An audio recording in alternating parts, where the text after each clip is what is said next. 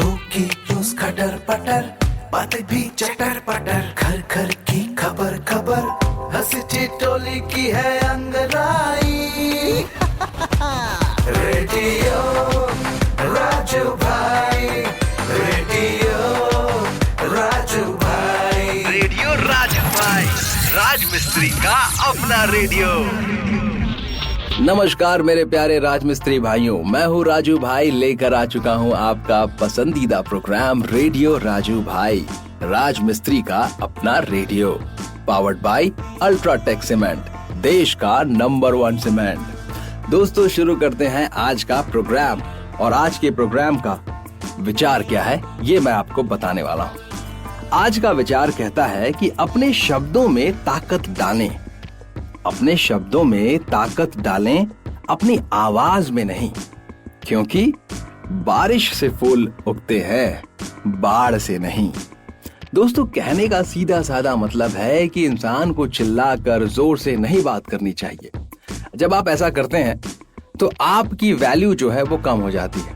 आपको अपने शब्दों में वजन रखना चाहिए। जो इंसान शब्दों में वजन रखते हैं उनकी बात पुख्ता लगती है, उनकी बात सुनने में अच्छा लगता है और उनकी ही बात को माना भी जाता है। तो दोस्तों, ये था आज का विचार। अब रुक करते हैं दिल की बात की ओर। और दोस्तों, आज दिल की बात में मैं आपको बताने वाला हूँ कि याददाश्त को बढ़ाने के लिए हमें क्या करना चाहिए। कुछ ऐसी तकनीकें हैं, कुछ ऐसी तरकीबें हैं, कुछ ऐसे टिप्स हैं जिससे आपकी याददाश्त बेहतर रहेगी। और वो सारे टिप्स बहुत मुश्किल नहीं है, बहुत आसान टिप्स हैं जो आप अपनी दिनचर्या में शामिल कर सकते हैं। बस करना क्या है, आपको दृढ़ संकल्प लेना है कि मुझे ऐसे ही रहना है, ऐसे ही करना है, ताकि आप पूरी तरह से स्वस्थ रहें, मानसिक और शारीरिक दोनों तरह से। दरअसल क्या है दोस्तों कि हमारी जिंदगी की मसरूफियत इतनी ज्यादा बढ़ गई है कि हमारा दिमाग बंटने लगा है। हम जहां एक तरफ घर परिवार की जिम्मेदारी को निभाते हैं, वहीं घर से बाहर ऑफिस में भी मोर्चा संभालते हैं। दोहरी जिंदगी का दिमाग पर असर होना लाजमी है। हम सुबह उठते ही दिन भर के कामों को दिमाग में कैलकुलेट करना शुरू कर देते हैं, जिससे दिमाग पर बोझ बढ़ता है और उसका असर हमारी याददाश्त पर पड़ता है। उम्र बढ़ने के साथ साथ याददाश्त का कमजोर होना लाजमी है, लेकिन कम उम्र में याददाश्त कमजोर होना परेशानी की बात है।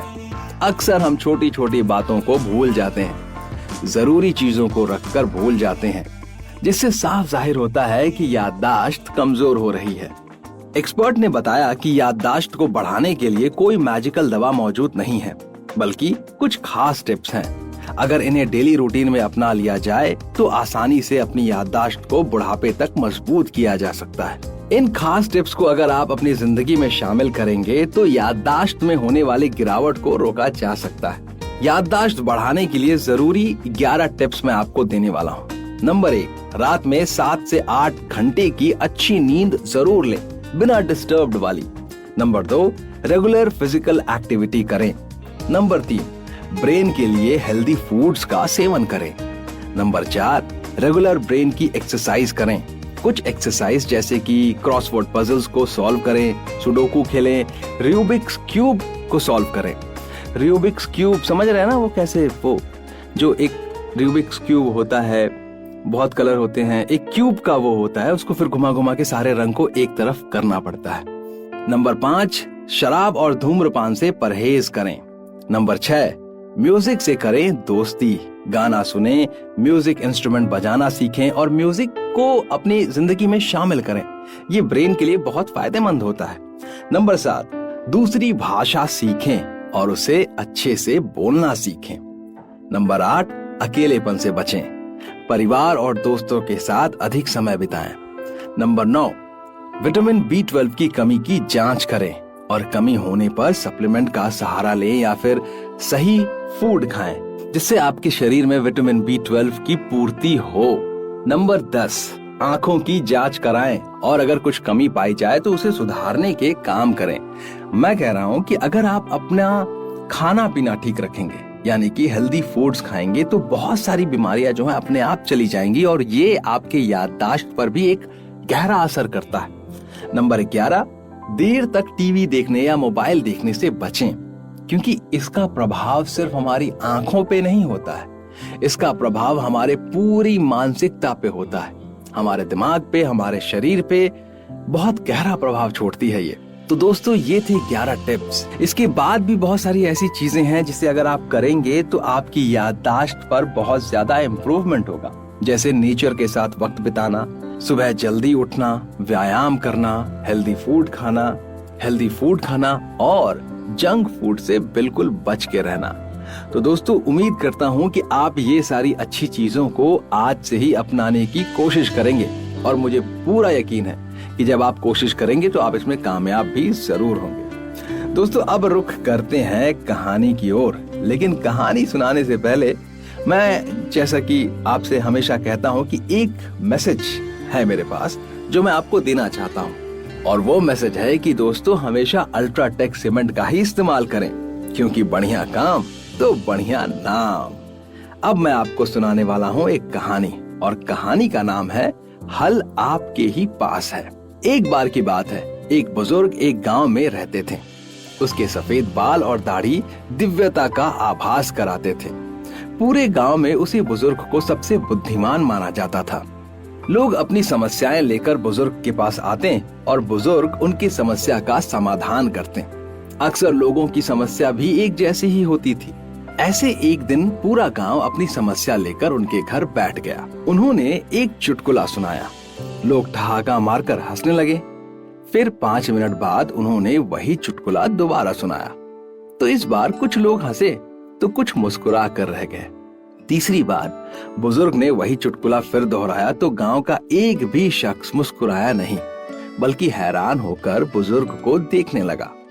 तभी बुजुर्ग मुस्कुराए और बोले, जब आप एक ही चुटकुले को बार बार सुनने के बाद हंस नहीं सकते तो रोज एक ही समस्या लेकर क्यों रोते हो? बिना वजह आप सब दुखी होते हो। अब आपकी जो भी समस्या है जिसे लेकर आप यहाँ आए हैं, उसका हल आपको मिल चुका है। और वो हल क्या है? यही कि किसी भी परेशानी को लेकर बहुत ज्यादा देर तक नहीं सोचना चाहिए। अपनी समस्या का समाधान सोचना चाहिए। आप अपनी सोच का इस्तेमाल किस चीज के लिए कर रहे हैं, ये पूरी तरह से आप पर निर्भर करता है। तो समस्या का हल, समस्या का समाधान आपके ही पास है। जैसे ही सारे लोग इस बात को समझें, सब लोग फिर से मुस्कुराने लगे और फिर एक एक करके उस बुजुर्ग के घर से चले गए। और उसके बाद उस बुजुर्ग के पास कोई और अलग से नहीं आता था। सबको इस बात का आभास हो चुका था कि उनकी समस्या का समाधान उन्हीं के पास है। तो दोस्तों इस कहानी से हमें क्या सीख मिली? यही सीख मिली कि किसी भी चीज को लेकर अगर आप परेशान हो रहे हैं तो ये गलत है। आपको ये समझना होगा कि जो वश में नहीं है उसके बारे में चिंता करने से कुछ नहीं होगा, बल्कि हमेशा अपने दुख का कारण बनेगा। और जो आपके वश में है उसे आप चेंज कीजिए। अगर वो आपको सही नहीं लगता तो उसे बदलिए, और जो वश में नहीं है उसे छोड़ दीजिए, क्योंकि वो आपके वश में है ही नहीं। तो दोस्तों उम्मीद करता हूँ इस ख्याल ने आपको बेहतर महसूस कराया होगा और आप अपनी जिंदगी में कभी न कभी इसका इस्तेमाल जरूर करेंगे। अब मैं लेने वाला हूँ आप सभी से इजाजत, लेकिन उससे पहले एक रोचक तथ्य। आज का रोचक तथ्य कहता है कि भारत पूरे विश्व में एकमात्र ऐसा देश है जिसमें सबसे ज्यादा बाइक का उत्पादन किया जाता है। वो क्या है कि भारत के लोग बाइक चलाने के शौकीन बहुत हैं और कहीं पर भी जाना होता है तो बाइक उठा लेते हैं, स्कूटी उठा लेते हैं। सब्जी लाना है, दूध लाना है, कुछ भी लाना है तो चलो भाई क्यों पैदल चले, बाइक तो है ही हमारे पास। खैर, जिसे जैसा ठीक लगे वो वैसा ही करे। दोस्तों मैं लेने वाला हूं आप सभी से इजाजत। हम मिलेंगे अगले एपिसोड में नई बातचीत के सिलसिले के साथ। आप अपना ख्याल रखिए और मुझे इजाजत दीजिए। शुक्रिया दोस्तों। रेडियो राजू भाई, रेडियो राजू भाई, रेडियो राजू भाई, राज मिस्त्री का अपना radio. Brought to you by Ultratech Cement.